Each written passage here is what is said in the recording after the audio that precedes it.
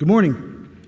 My name's Steve, and this morning's reading is from John 15, verses 1 to 17, from the Common English Bible. I am the true vine, and my Father is the vineyard keeper. He removes any of my branches that don't produce fruit, and he trims any branch that produces fruit, so that it will produce even more fruit. You are already trimmed because of the word I have spoken to you. Remain in me, and I will remain in you. A branch can't produce fruit by itself. It must remain in the vine. Likewise, you can't produce fruit unless you remain in me. I am the vine. You are the branches. If you remain in me, and I in you, then you will produce much fruit. Without me, you can't do anything.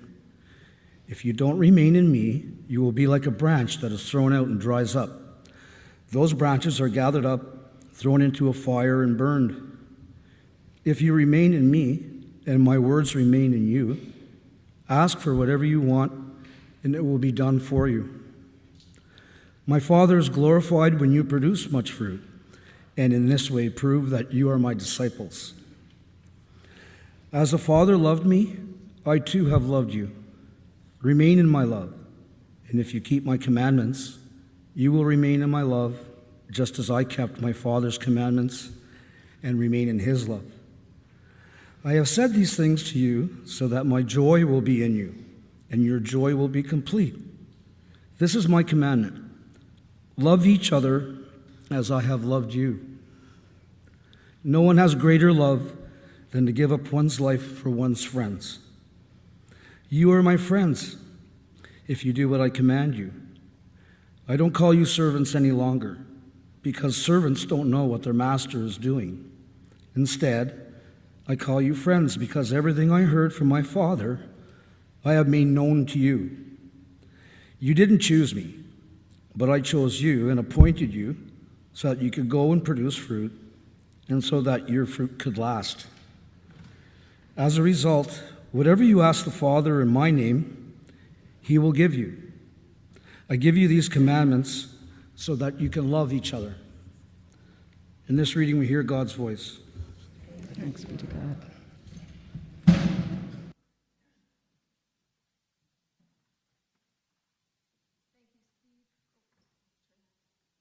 Thank you, Steve, for your reading. Translation of biblical texts is always interesting. If this was translated into French, the you would be translated as vous, not as tu, because it's plural. But sometimes as we hear it in English, because we don't have that distinction, we hear it as a singular, and it's important that we hear this text. I shouldn't say we don't have it in English. Probably this should have been translated with the Southern U.S. English. As the Father has loved me, so too I have loved all y'all. Remain in my love. If all y'all keep my commandments, all y'all will remain in my love. So just bear that in mind. Let us pray. Gracious God, be near to all of us, all y'all. Be near to us, O God.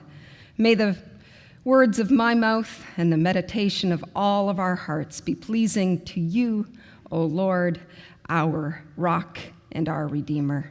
Amen.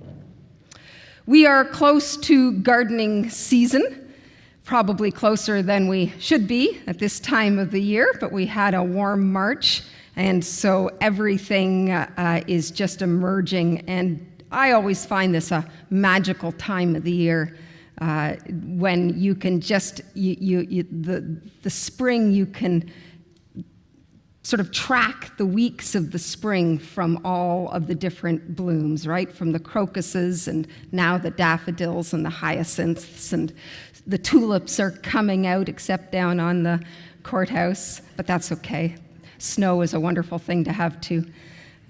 If you're watching from a distance, I don't know, Google Brockville and Hallmark movies.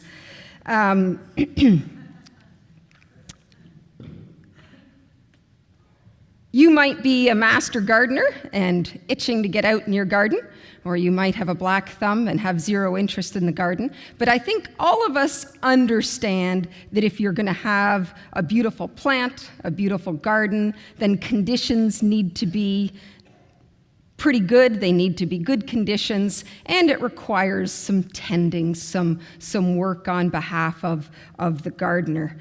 I am not a great gardener. I am an okay gardener, a reasonably good gardener. I was given a bougainvillea several years ago by my cousin. It's a lovely plant, a slightly grumpy plant. It loves it when I put it out in the summertime and put it outside in the back deck, and it gets very grumpy with me when I bring it inside for the wintertime. And you can't blame it. The poor plant was meant to grow and live in Mexico, in Costa Rica, in Kenya, but not in Canada. I think I have a picture of what it looked like last summer on my back deck. Oh, there it is. Lots of great leaves and one sweet little bloom. Well, fast forward 5 months, and this is what my bougainvillea looked like after I rescued it from my husband's office. We've done a house reno, and we needed to kind of farm out the plants. And I wasn't 100% sure it was worth the rescue, because as you can see, it's experiencing a near-death experience. Caring for houseplants is not one of my husband's spiritual gifts. To be fair, it probably would have benefited not from the north light that it was given in his office. It probably also could have benefited from being watered more than once in the 5-month period. Poor guy, I'm picking on him and he's not even here. Some of Jesus' last words to his disciples before he is arrested, before he is tried and killed on a cross, include some gardening advice. Okay, it wasn't actually gardening advice. It was advice on life and how they should live. It's a passage about being deeply connected to Jesus and deeply connected to one another. And Jesus uses the metaphor of the vine and the branches to help explain it. Last week, Reverend Catherine preached on another of the I am statements where Jesus said, I am the gate. In this one, Jesus says, I am the vine. And then he says, you are the branches. Jesus says that in the same way that the branches are joined to the vine, that we need to be joined to Jesus, joined to the love of God, stay connected, dwell. Those are all different words that are translated that word abide.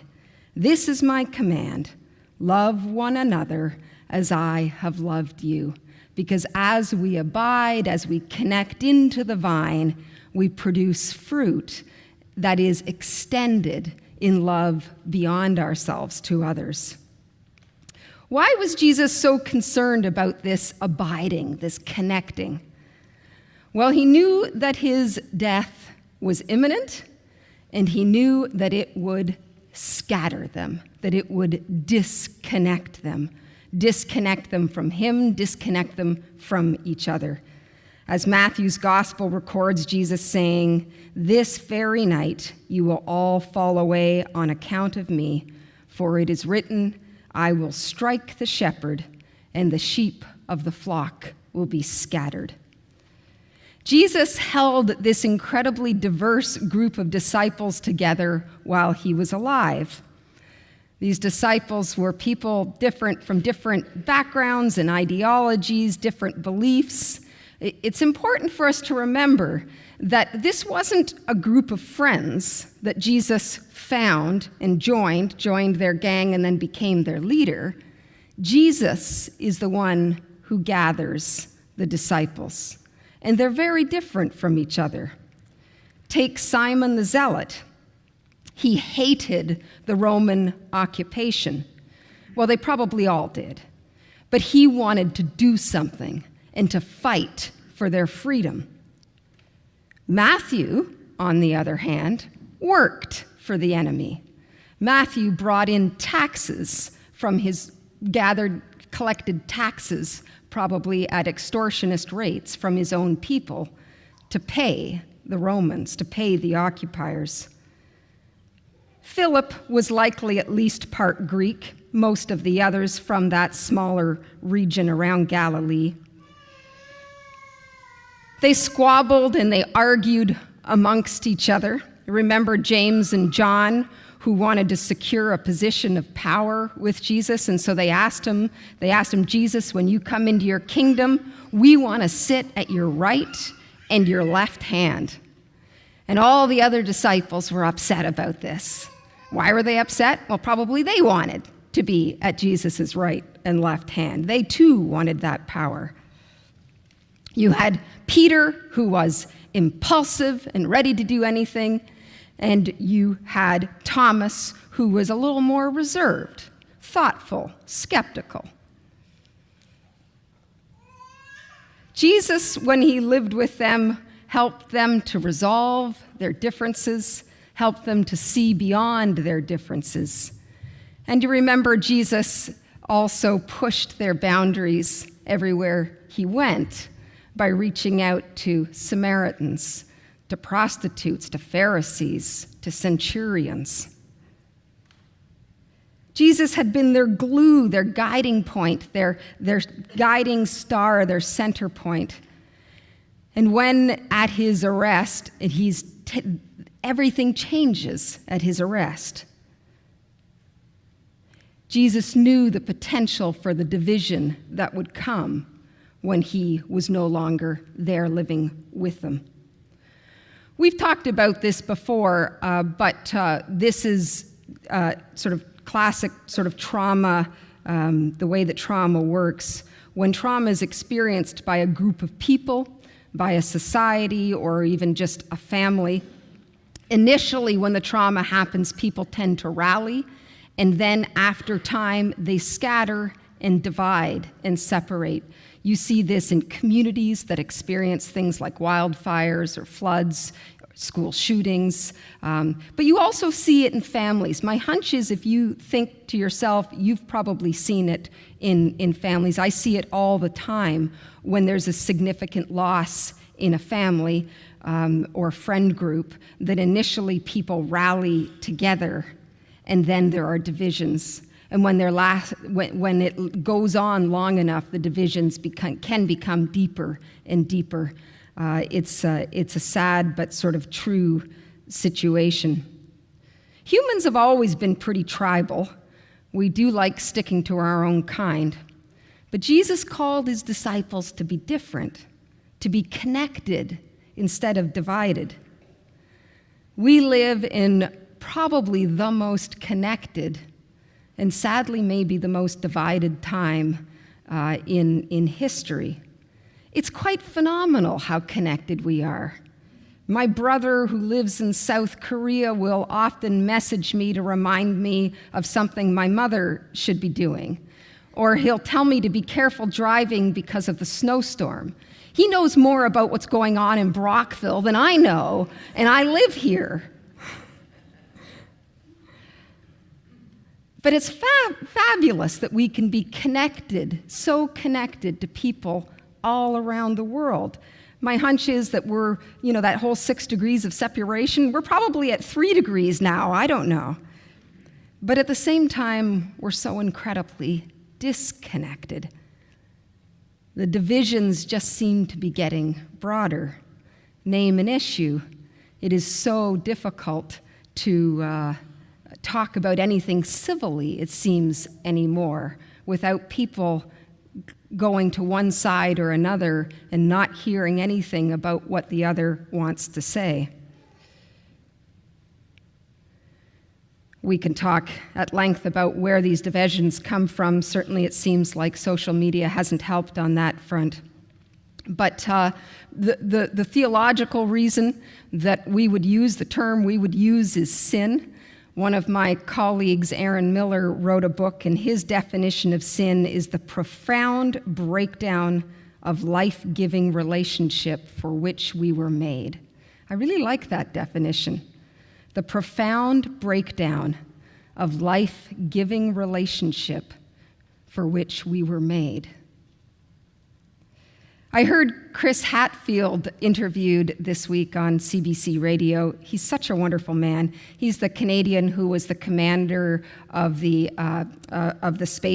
International Space Station for a couple of years, lived in space for a while.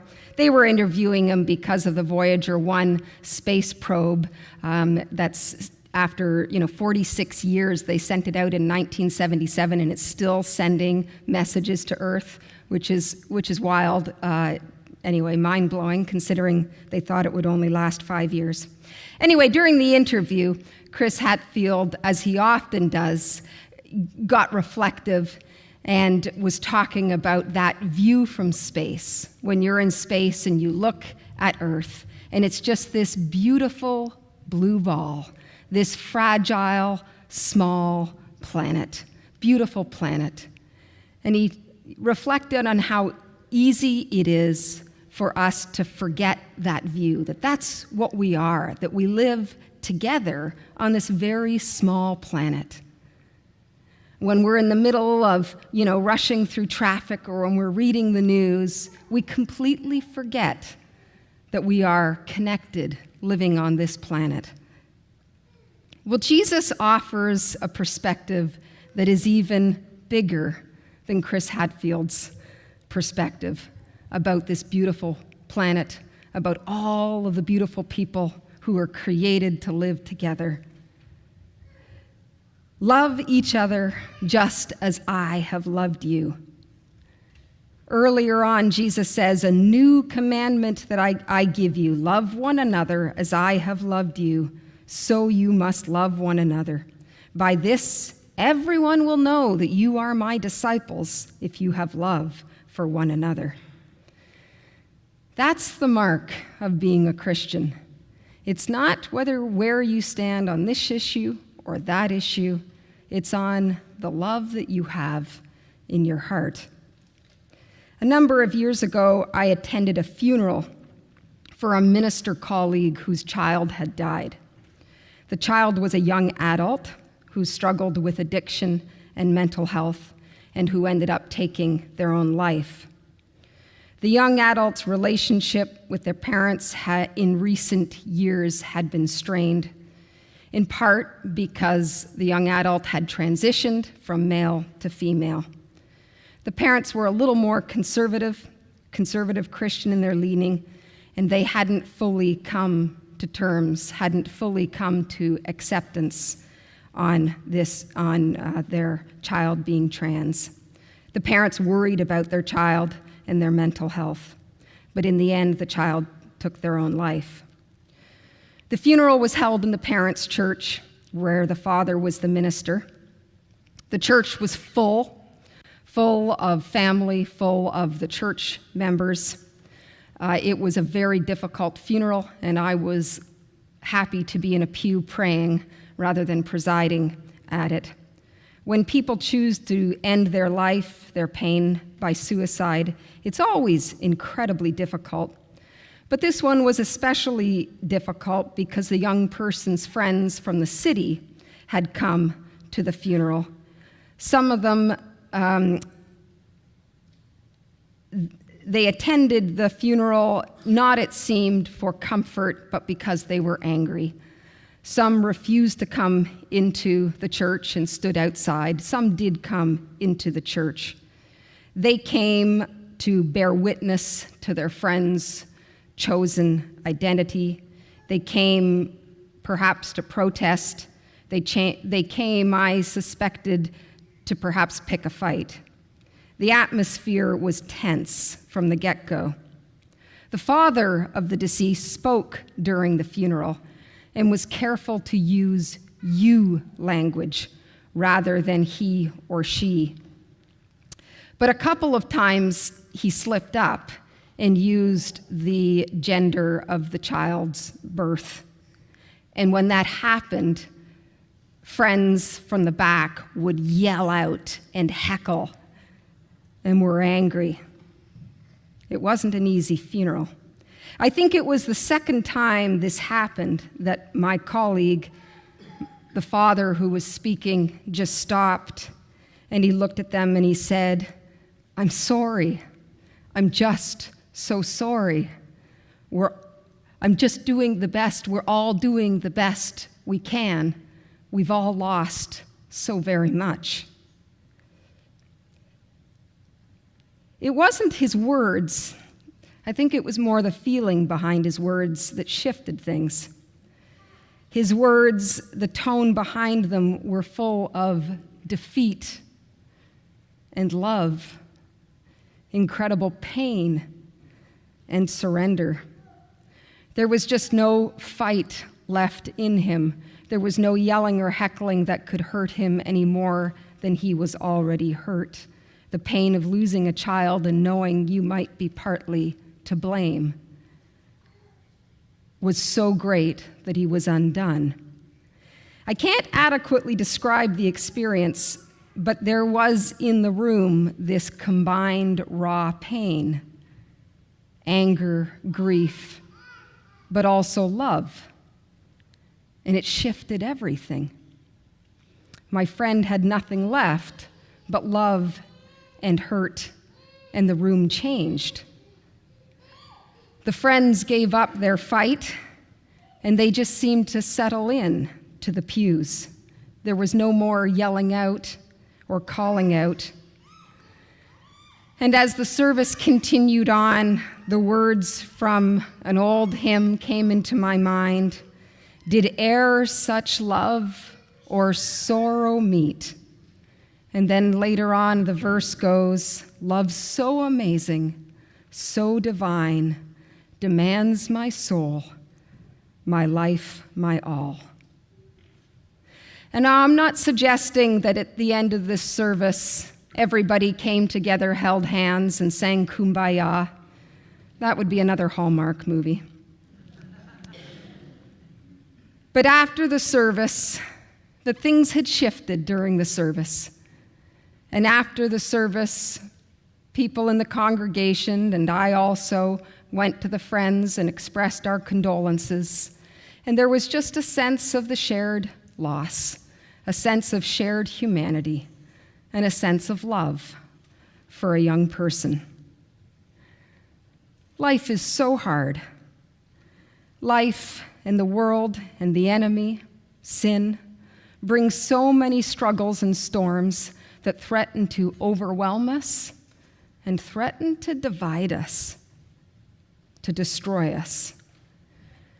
Jesus knew this, and so he reminded his disciples to remain in him, to abide and be connected to the vine that gives life, to the current of love that flows into us and just oozes out of us when we are connected to bring healing. We don't have to be a great plant. We don't have to be a great Christian. All he asks is that we remain connected, that we trust the gardener, that we trust that the gardener is good. As we do, we will bear good fruit. We will bear beautiful fruit. What kind of fruit? Healing, peace, kindness, understanding, faithfulness. It's grace. It's not by our efforts to be awesome, to be fruit bearers. It's by being willing to remain and trusting that God is a good gardener. We can't save the world, but we can partner with the one who created each person, all of creation, so that good might flow through all of us into this world and extend beyond us, beyond our wildest imaginations. Speaking of good gardeners, it's amazing what they can accomplish. This is what that bougainvillea looks like now. I moved it to my mother's apartment. She trimmed it, she cared for it, she watered it, and it is absolutely loaded with blooms. I've never seen it like this. I'm not going to take it home with me when I move back because this bougainvillea has been through too much already, and it deserves a good gardener. So do you. Remain in God's love. Thanks be to God. Amen.